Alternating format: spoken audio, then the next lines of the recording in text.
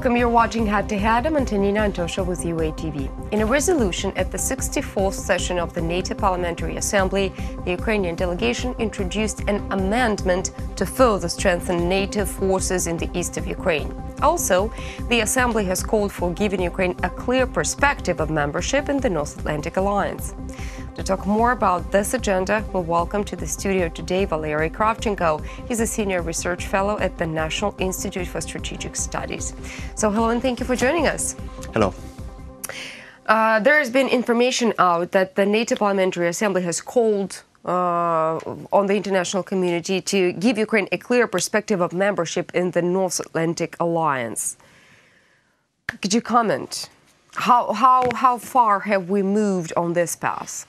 First of all, we need to understand clearly what is the North Atlantic Assembly. So it's mostly consultative body, and the representatives of the parliament, of the national parliament of the NATO member states, and also the partner countries such as Ukraine, Georgia, and 12 more partner countries from the region participating. Of course, it's not a political body which could be considered like responsible for such decision-making process. But nevertheless, we have to speak that now, while we are talking about the developments in the North Atlantic Assembly, the new head of the Assembly is our big friend. It's Rasa Yuskinavichine, former Minister of Defense of Lithuania. So she will be a head of the North Atlantic Assembly for 2 years. And with her presidency, we have a good chance to speak in Europe, or in NATO, and to actually be heard, to promote our position there. So first of all.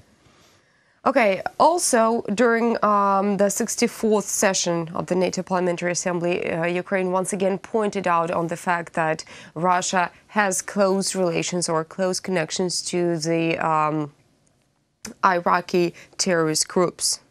Now, has that been resolved anyhow? Has that received any condemnation or any reaction whatsoever? First of all, in that case, we could speak that that body and the representatives in that body could speak on any topic which is active, which is prominent for the people which participate in parliamentaries which participate in this in the meeting. Yeah, first of all. And if you are talking regarding the agenda, what is necessary to speak to Ukraine? Of course, we're interested in how much Ukraine benefited from the latest NATO Parliamentary Assembly. We believe that in 2 years, as I remember, the NATO Parliamentary Assembly will be held here in Kiev, in Ukraine. That was a political decision adopted 2 years ago. And we could expect from the NATO Parliamentary Assembly the understanding of the real threats of the hybrid warfare, which we have in the hybrid war, which actually we have in the east of Ukraine.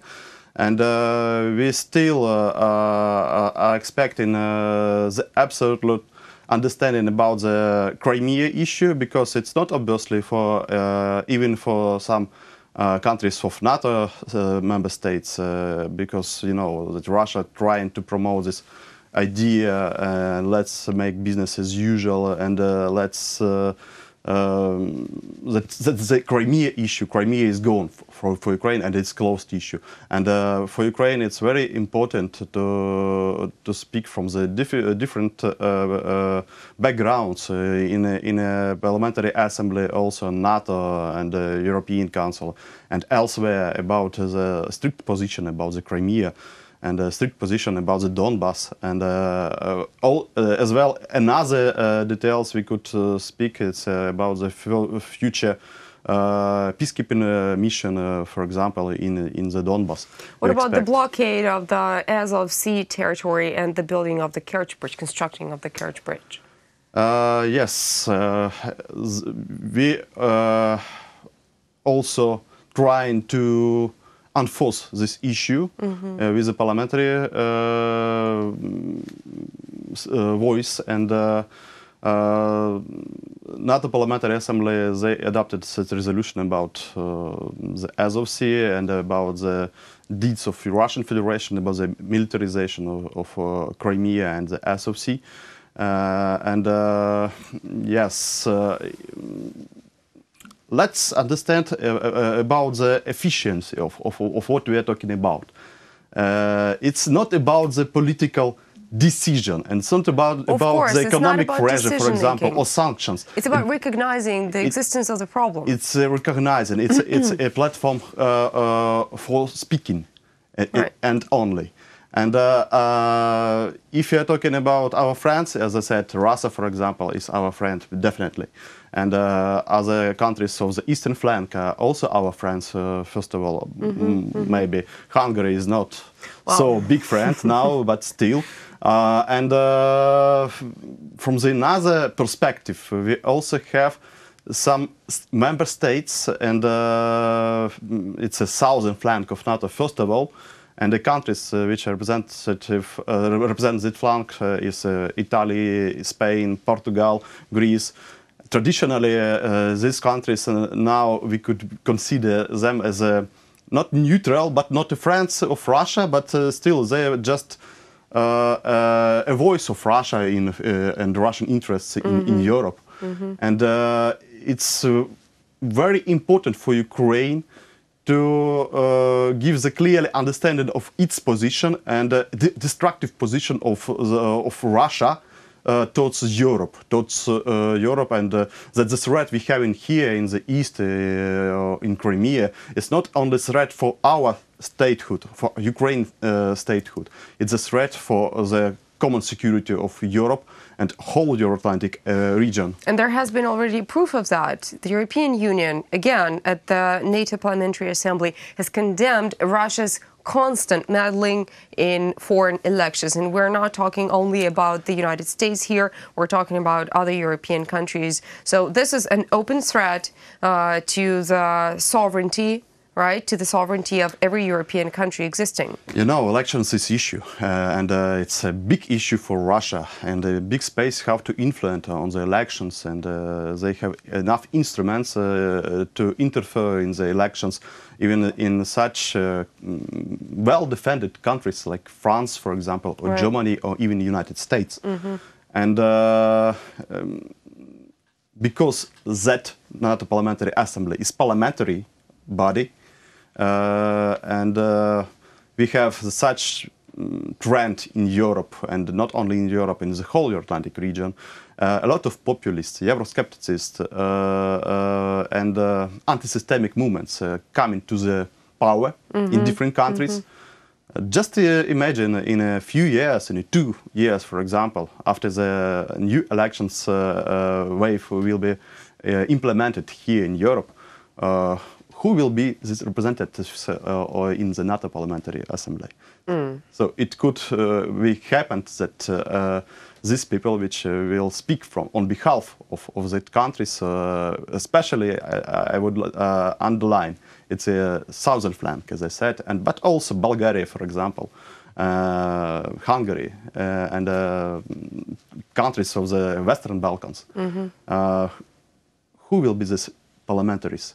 And what will be the objectives of their parliaments and the power and the party which will be in power in these countries? Now we are speaking about the Czech Republic, about this big scandal with the prime minister, and we are seeing that that wave of populism coming to Europe, and what will be the next? Just like you mentioned, Hungary has already started this wave, and the foreign minister Peter Szijjártó said in Brussels that Hungary will not lift the veto up on the meetings of the NATO-Ukraine Commission. How high are the chances that Hungary will be backed up by other countries from Europe that do support Russia? I'm far from naming the Hungarians, politicians, and this party which are ruling these countries as a populism, as a typical populism. Hungary, in the same situation we have in Poland, for example, is just right conservative, traditional parties. And if you are talking, for example, about Germany, and the alternative for Germany, sorry, but it's not traditional. It's something new, and as the same as a League North, for example, Salvini in Italy, and a lot of even the political party of Macron in France. So it's something new. But what we have with the Orban government or with the government of Mateusz Morawiecki in Poland, it's just a right traditional conservative parties. Yes, as for Ukraine, and it's our big fault that we are just looking and locating ourselves in that world as a key point, and only Ukraine and its interests are valuable, and we don't just seeing the interests of other actors, about other member states of NATO, for example, and cannot consider their interests and visit our interests, and just trying to look for some issues like Russian influence, for example, and how Russia just making this puppet state Hungary, and Hungary playing like an agent of Russia. No. I'm far from giving such estimation of that issue. Hungary, they're just protecting its national interests, and its national interests.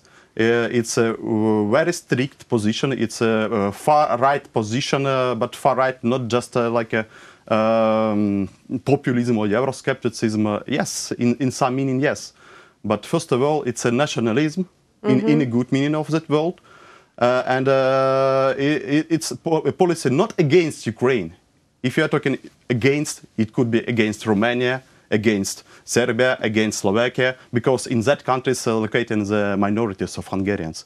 It's a policy of protection of national interest, very strong and very strict. And actually, I want my country, Ukraine, to have the same position, very strict position about its national interests as Hungary promoting it. At the middle of our interview, you said that the NATO Parliamentary Assembly is a so-called platform for speaking and for voicing one's point of view or a country's point of view. And how heard was Ukraine? How loud was Ukraine? And did the rest of the members of the Parliamentary Assembly hear it? I would like to believe that we have a benefit from this, at least moral. Not physical, because you know that NATO is such organization highly speculated by our opponents, even inside the Ukraine.